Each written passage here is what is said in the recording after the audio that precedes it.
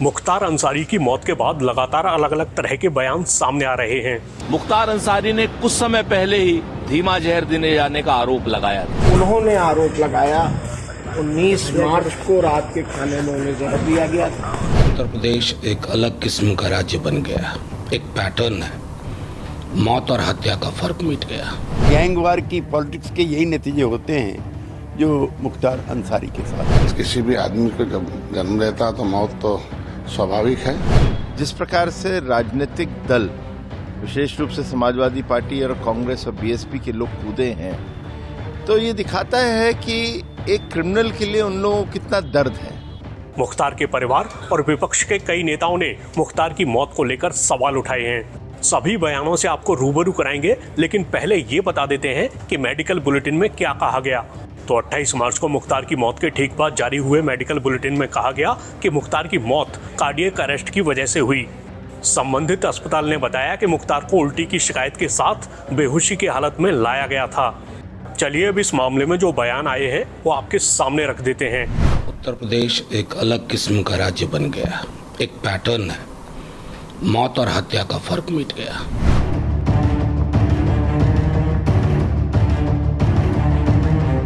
देखिए, जिस तरीके से जुडिशियल कस्टडी में, थानों के अंदर, जेलों के अंदर लोग मर रहे हैं या उनको मारा जा रहा है, उसमें उत्तर प्रदेश कहीं न कहीं नंबर 1 श्रेणी में आ रहा है। स्पष्ट रूप से कानून व्यवस्था का मामला है, भ्रष्ट कानून व्यवस्था है।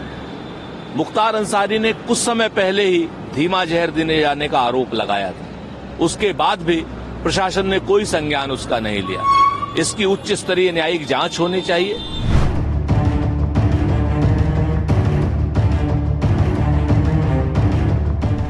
आप लोगों का आरोप था कि स्लो पॉइजन दिया जा रहा है मुख्तार अंसारी को, क्या कहना है सर इस पर? जो आरोप था वो आज भी हम वही बात कहेंगे। सर, आपकी तरफ से आरोप लगाए गए थे स्लो पॉइजन देने के। आरोप लगाने वाला मैं कौन होता हूँ जिनको जहर दिया गया? उन्होंने आरोप लगाया 19 मार्च को रात के खाने में उन्हें जहर दिया गया था। उन्हें माननीय न्यायालय में, जहां वो विचाराधीन थे बंदी के रूप में, जुडिशियल कस्टडी में थे, सारी कोर्टों में डाला गया।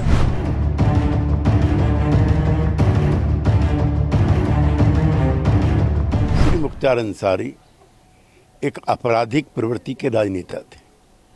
दुर्भाग्य से वो लोकसभा और विधानसभा के भी सदस्य रह चुके थे। उनकी मृत्यु ने जो पूर्वांचल है उसकी राजनीति में काफ़ी उथल पथल की है। वो भाजपा विधायक कृष्णानंद राय की हत्या के अभियुक्त थे। वो कांग्रेस कमेटी के अध्यक्ष अजय राय के भाई की हत्या के अपराधी थे। और गैंगवार की पॉलिटिक्स के यही नतीजे होते हैं जो मुख्तार अंसारी के साथ। किसी भी आदमी को जब जन्म लेता तो मौत तो स्वाभाविक है, लेकिन लोग जो संदिग्ध मौत की बात कहते हैं वो जांच का विषय है, और जांच में जो सत्यता होती है उसके आधार पर लोगों को बयान देने चाहिए। आज के दिन में विज्ञान पर भरोसा करना चाहिए, क्योंकि फॉरेंसिक रिपोर्ट ही एक ऐसा है जिस पर विश्वास किया जा सकता है। लोकतंत्र की स्थापना में जनता जनार्दन है, जिसके आधार पर लोगों ने संविधान की रचना किया, तो उसके आधार पर विधायिका, कार्यपालिका, न्यायपालिका और मीडिया है। आज के दिन में कार्यपालिका के आधार पर न्यायपालिका ने जो भी निर्णय दिए हैं उसका सबका समर्थन करना चाहिए, और किसी की मौत पर राजनीति नहीं होना चाहिए, मेरा ये मानना है। जिस प्रकार से राजनीतिक दल विशेष रूप से समाजवादी पार्टी और कांग्रेस और बीएसपी के लोग कूदे हैं, तो ये दिखाता है कि एक क्रिमिनल के लिए उन लोगों को कितना दर्द है। और जो एक क्रिमिनल था जिसके ऊपर इतने गंभीर आरोप लगे हैं और उसको कोर्ट ने भी सजा दी है उम्र कैद की, उसके बाद भी उन पे दर्द हो रहा है, तो दिखता है कि किस प्रकार का जो एक माफिया राज जो चलता था पूर्वांचल में, उसके संरक्षण के पीछे ये सब राजनीतिक दल रहे हैं। और विशेष रूप से समाजवादी पार्टी का इसमें बड़ा भारी हाथ रहता था। मुलायम सिंह की के टाइम से चलता आ रहा था। यहाँ तक कि एफआईआर कोई लिख दे तो पुलिस वाले को अलग करके कोने में कर देते थे या उसको हटा दिया जाता था। तो आज एक क्रिमिनल की डेथ हुई है जिसने मासूमों की हत्या की है और राजनीतिक व्यक्तियों की करी है, राजनीतिक कारण से करी है। पताड़ा है लोगों को, उसके लिए इन लोगों को दर्द होता है। तो एक ही चीज़ है, उनको लगता है इससे उनको अल्पसंख्यक वोट बैंक मिलेगा, माइनॉरिटी का वोट बैंक मिलेगा। ये जो तुष्टीकरण की राजनीति है, ये इन राजनीतिक दलों को आने वाले 2024 के चुनाव में डुबा देगी। इनकी मौत कस्टडी में हुई है, जेल के कस्टडी में हुई है, और मौत के पहले इन्होंने कई बार ये सवाल उठाया कि उनको स्लो पॉइजनिंग किया जा रहा है, हॉस्पिटल में भी दाखिल थे। तो निश्चित रूप पर ये बहुत संदिग्ध परिस्थिति है, सस्पिशियस सर्कमस्टेंसेस है जिसमें उनका डेथ हुआ। कोई अगर डॉन है, उसके खिलाफ अपराध के बहुत सारे केसेस हैं, न्याय की प्रक्रिया के मुताबिक सज़ा मिलनी चाहिए।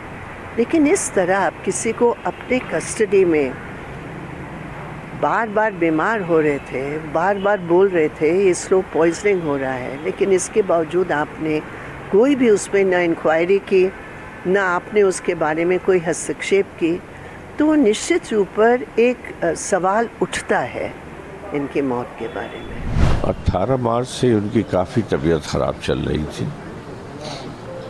बार बार कहने के बावजूद कोई इलाज नहीं दिया जा रहा था। 25/26 की रात में तो काफ़ी तकलीफ़ हुई, तो उनको चंद घंटों के लिए मेडिकल कॉलेज लाए, फॉर्मेलिटी करके स्टेबल है कह के वापस कर दिया। तो प्रॉपर इलाज मिल रहा था या कोई इलाज नहीं?